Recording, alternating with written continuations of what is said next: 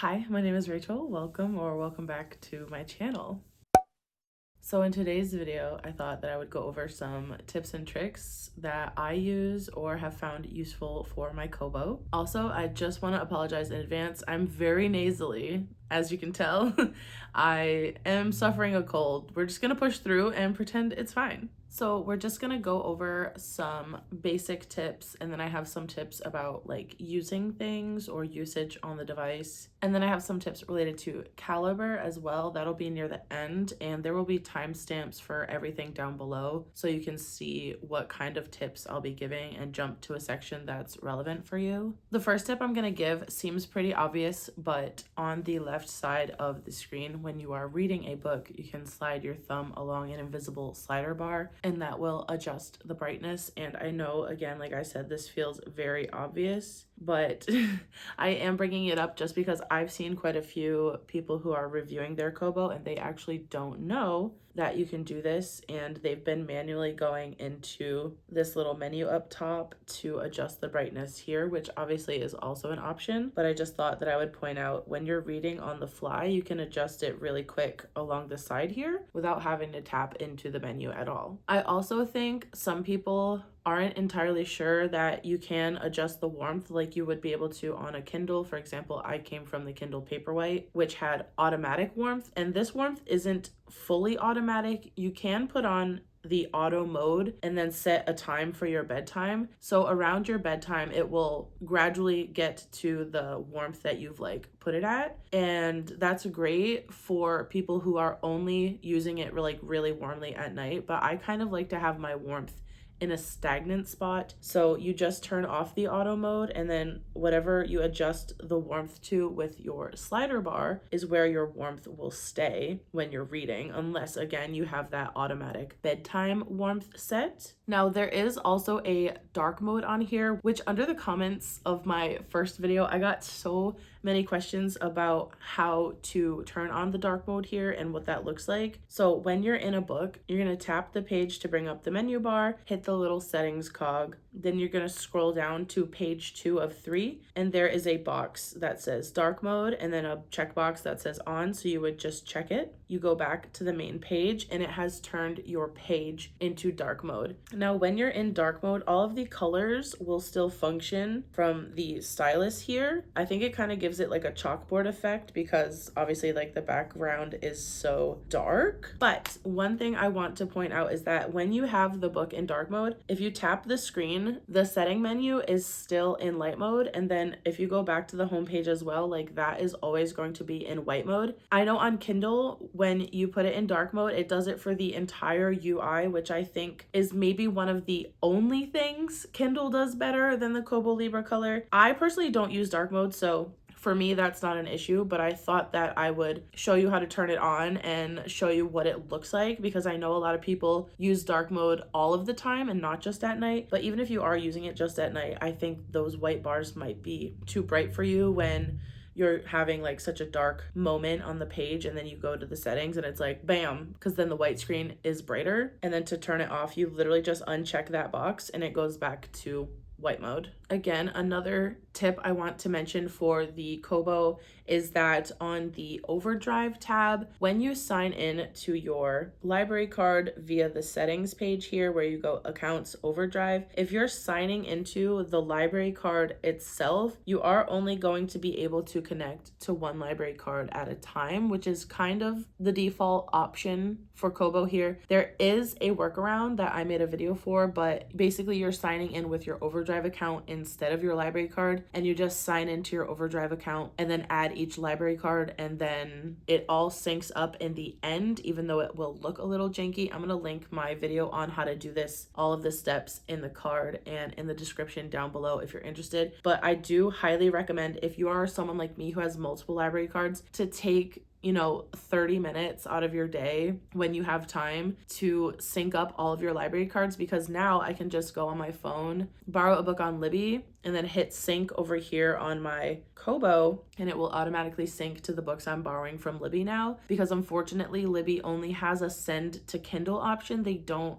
currently have a send to KOBO option, which I really wish they would add. I really am looking forward to the future. I'm hoping that more companies will stop defaulting to Amazon and allow other e-reader types to be included in their apps and on their website. Like Libby and NetGalley, I think they should all be allowing KOBO books, books devices, Nook devices. I really think that it would be in their best interest to just widen their user base by allowing more types of e-reader devices, because even though Kindle is very popular, it's not the only popular device. And I'm seeing more and more KOBO and books users lately, and I'm seeing a lot of people like retreating from Kindle. So hopefully that's something we get in the future. But until then, I do have a way for you to add multiple library cards onto your KOBO, so you can kind of finagle Libby to do what you want it to do without that send to KOBO option. Another thing I wanted to point out is if you go to Discover on the bottom of your device and then you make sure that you're on the eBooks tab, there is always going to be a daily deals section. There's going to be one that's like the daily deal of the day. And then my KOBO actually will recommend me library books underneath that daily deal. And it will also have like the top 50 books that are kind of on a deal. And then it'll have newer ebook releases that are full price. But I just thought it was a nice touch that the daily deals sales are built into the device directly, because Kindle does not show you the daily deals on your device. You would have to go to the Amazon website and search for the Kindle daily deals. And honestly, like I find it so hard to find them that I never even bothered to look for them. But I love having it on the KOBO where I just kind of check when I remember. I don't check every day, and I should, but when I remember, which is probably like 4 out of 7 days a week, I'll check the daily deal and grab it if it's something I've been wanting. But also, if there's a book that you want that isn't on sale, when you add a book to your wish list on KOBO, it will email your KOBO account, whatever email you signed up for to like make your KOBO account. It will email you, and it always says every time, and it just cracks me up, your wish is our command. And it will email you when your wish list item has gone on sale, which I think is such just a great quality of life feature that Kindle definitely never did that for me. I had so many ebooks on my wish list on Kindle and never once got an email when they were on sale. So I feel like KOBO is really great because they're just really setting you up to save money by notifying you when something you want goes on sale, and then having a daily deal every day. And then again, under the daily deal, it shows library books, which you don't have to pay for. So I just think KOBO is really knocking it out of the park as far as accessibility and usability and like keeping things cheap as they can for the consumer. Another thing that I just wanted to point out is that if you open a notebook on your KOBO Libre Color and then you're taking notes, but you're also reading a book, you can just swipe down from the top of the page and it will bring up your 3 most recently opened items, whether that's notebooks, PDFs, or ebooks. You just tap it and it switches right back. So if you're reading a book and you're taking more extensive notes than what you can fit on the page of the book, or if you're really like analyzing things and wanting to like just be more active inside of a bigger notebook versus writing in the margins, it makes it so easy to switch back and forth through the things that you've just opened, which is so nice. In my KOBO review, I had talked about this Reddit post I saw about letting your battery drain all the way when you get a new device for the first time and allowing it to like read the battery's potential. In my review, I even said, I don't know if that's true. I didn't look it up. I just saw the post, so I thought I'd mention it. And I got so many kind but correcting comments about that not being the case at all. So inside of your KOBO Libre Color is a lithium ion battery, and the best way to use those so they have a longevity is to keep them between 20% and 80%. Now I do, since I like found that out, I've been making sure to plug it in like pretty much right away when it gets to 20%. I maybe let it go to like 16% if I'm actively using it and don't want to plug it in at that moment, but like 16% is like my cutoff. But I have been trying to make sure that I do it at 20%, and then I'll plug it in and charge it, and it charges a lot faster than I like think it does. So I always am like checking, I'm like, oh, like what percentage is that? And there have been a few times where I didn't catch it when it got to 80, so I would unplug it at 90. But basically you want to avoid charging it all the way and letting it die all the way. So keeping it as close to 20% and 80% in that range as you can is going to give it a better battery health and increase the longevity of your battery. Another thing I wanted to point out is that when you're annotating in your Kobo, if you change the font size, the annotations that you've made are going to disappear, and then there will be like a little box that shows you have a note there, and then you can click on it to view the note, but your actual handwriting won't be there. So I'll make sure to insert over top here some b-roll of what I'm talking about. But I have a couple of tips on how to avoid your notes getting accidentally removed from the page while you're reading. The first thing I would suggest is to turn off the option to pinch to zoom the size of the font. And you can find that in your reading settings on page 3, where it says pinch to adjust font size.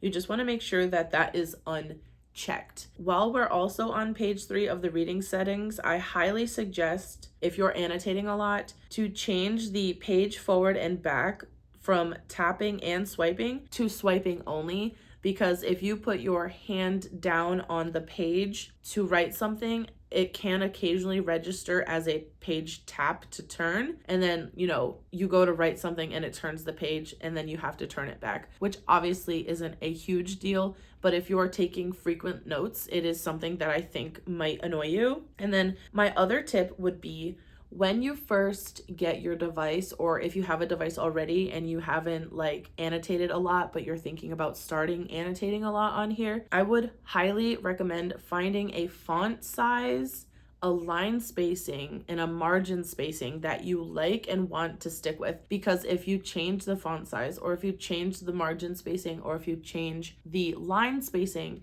again, your note is going to disappear from the device. On the page, you won't be able to see it. It will just have that little note in the corner. So again, as you can see here, it will kind of show you that there was an annotation made on this section of the page, and then you can tap this little box with a squiggle in it, and it will show you the original handwriting on the page.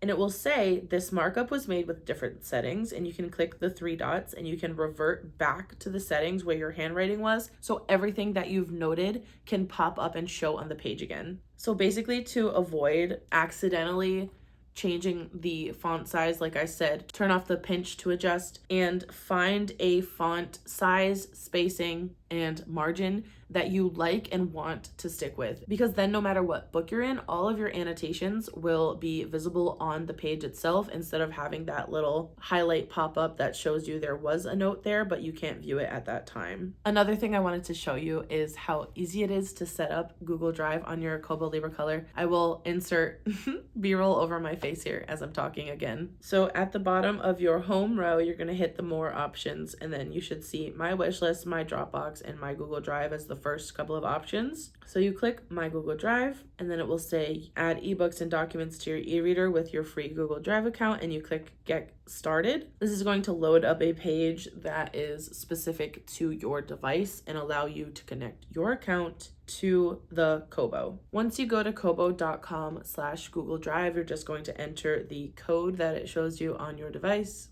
And then on the website, you just need to allow the device and give it permissions to access your Google Drive. And then once you're logged in, a page will pop up that says your Kobo e-reader is now linked with Google Drive. And then you can hit go to my Google Drive. And there is a PDF in there that they so kindly automatically send to you when you connect your Google account on how to add books to your e-reader using your Google account. So you can click that and it will open as if it was a book. So I love how easy they make it to send yourself an ebook that you've purchased somewhere else just wirelessly through Google Drive. I love that. I do use Calibre, and I don't mind plugging my Kobo into my computer for those purposes, but if I were to be on vacation or away from home for an extended period of time and not have a computer with me, then I'm happy to know that Google Drive is also a very easy, viable option. In my review a couple months ago, I did briefly touch on developer mode.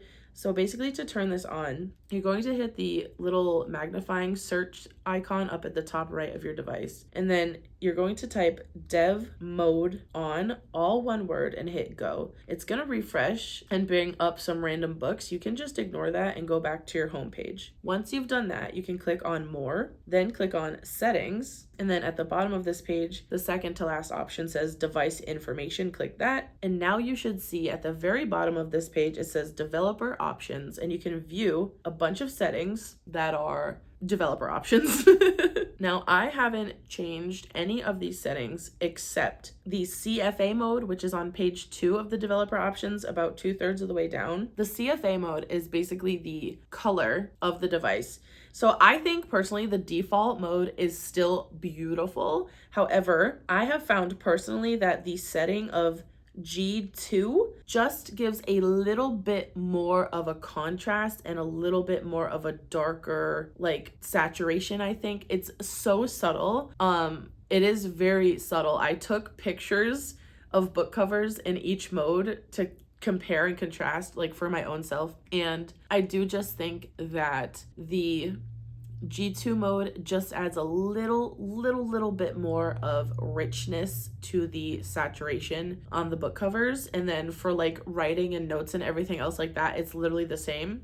So I've just switched mine over to G2. And again, I haven't changed any of these other options in developer mode because I don't know what they do and I don't want to mess anything up.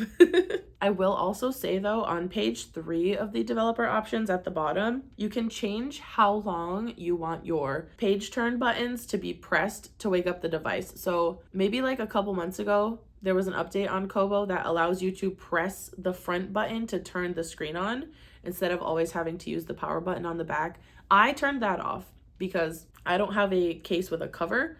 So my buttons can be accidentally pressed when they are in my little pouch. So I have mine off. But I did kind of play around with upping the time that you had to press them, because before it was just one click, instant turn on. But you can actually make the hold time as long as 6 seconds in these developer options, which I think is really nice because some people do want to use that front button but don't want it to be accidentally turned on, obviously, because then it would kill the battery and stuff. But I've left mine at 0 because that's the default. And then in the KOBO settings itself, I've just turned off my buttons entirely because even though I think it's a great addition, it's not a feature that I need. I'm perfectly fine just clicking the back here. It's literally no different. I have to pick the device up anyways. I have to pick the device up anyway to read it. So literally just hitting the button it's like 3 milliseconds more of effort.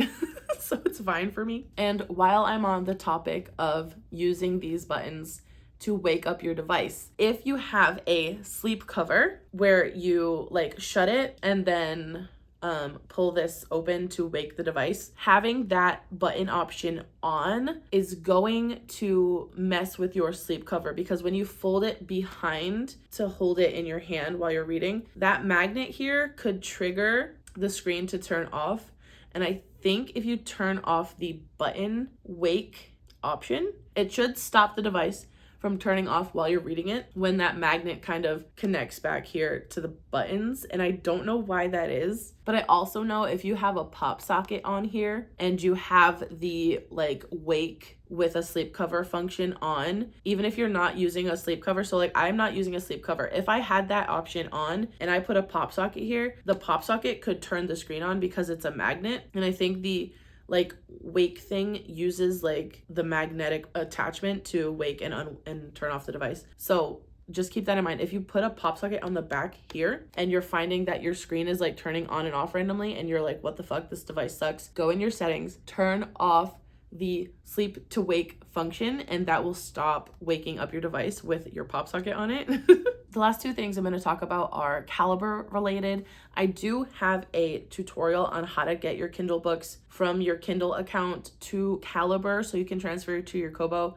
However, as of February 26th of this year, 2025, KOBO has removed that option. However, I will link that video in the card and down below in the description in case you want to see a more complete setup of like the plugins and stuff that you need in your Calibre app to convert your books to KEPUB for KOBO. So I'll link that down below in case you need more on that, because I'm not going to talk about that here. But I did want to talk about the fact that in Calibre, there are a lot of options on the metadata page. So if you right click on a book and you click edit metadata, at the top it'll show you like the book title, author, then it will have a box for series name, and then it will have a box for number of book in series. There's a bunch of birds in my window. Can you hear them?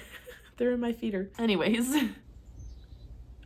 I wanted to point out that if you are transferring some books from your Kindle or like a Books device or a Nook or whatever, if you edit that series name on the book that you're transferring, and then you buy a book in that series, like later down in that series on KOBO, as long as you've entered the series name exactly how it appears like on the KOBO website. So for example, I had bought the first 4 Stormlight books on Kindle, and then obviously I transferred all of those over to my KOBO, and I pre-ordered Wind and Truth on the KOBO itself because I made sure to enter the series name for the books I was transferring from Calibre, the same exact series name as the way it was listed on KOBO's website. My books that I transferred from Calibre are listed on the series page, and my new purchase, Wind and Truth, that I got on KOBO directly is listed in the same group series on my series page just because of the metadata on Calibre connecting the two. So if you see here, I've got all of the Stormlight archive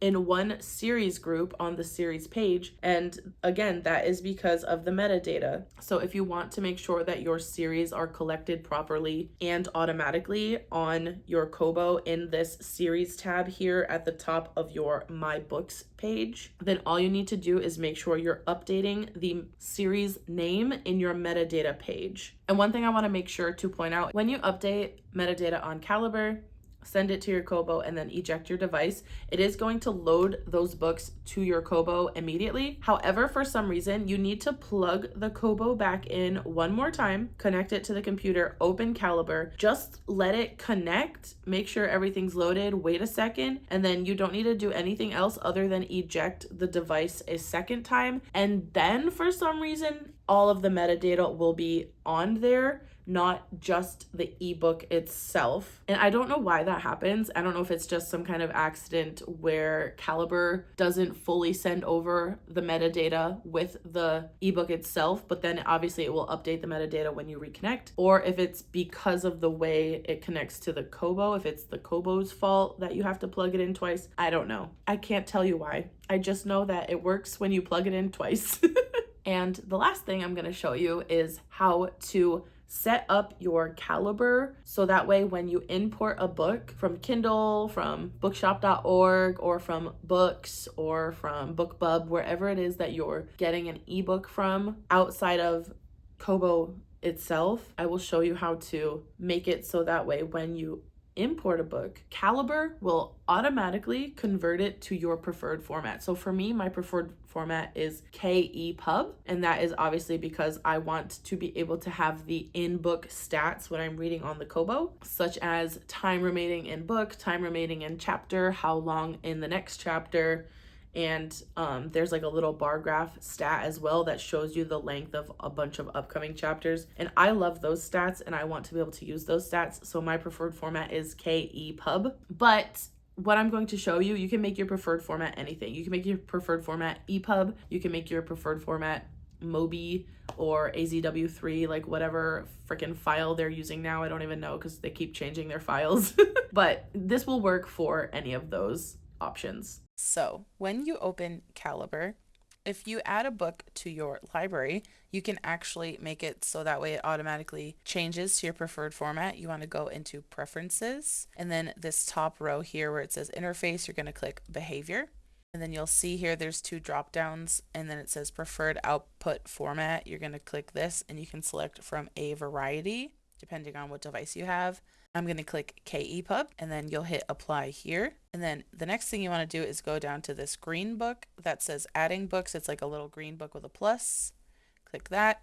And then up at the top, you'll see 3 tabs. Click on automatic adding. And you want to make sure this second checkbox is selected. Automatically convert added files to the preferred output format. And then again, you're going to hit apply. And then after that, you can close the settings. And then when you add a book into your library, down at the right corner here, it'll say jobs 1 or jobs 5, however many books you drag over at a time. And it will have a little circle like loading bar thing to show you that it is automatically converting. And then your preferred format will pop up here listed underneath your ebook information. So those are all of the KOBO tips and tricks that I have for you today. I hope that you found something in here helpful, or that I answered a question that you had. And if there's anything you want to know that I haven't answered, please feel free to leave me a question down in the comments. Thank you so much for watching. If you've made it this far in the video, leave the emoji where it's blowing its nose in honor of me being so congested and forcing my way through this video. I appreciate everyone who made it to the end. Thanks so much for watching. I'll see you in the next one. Bye.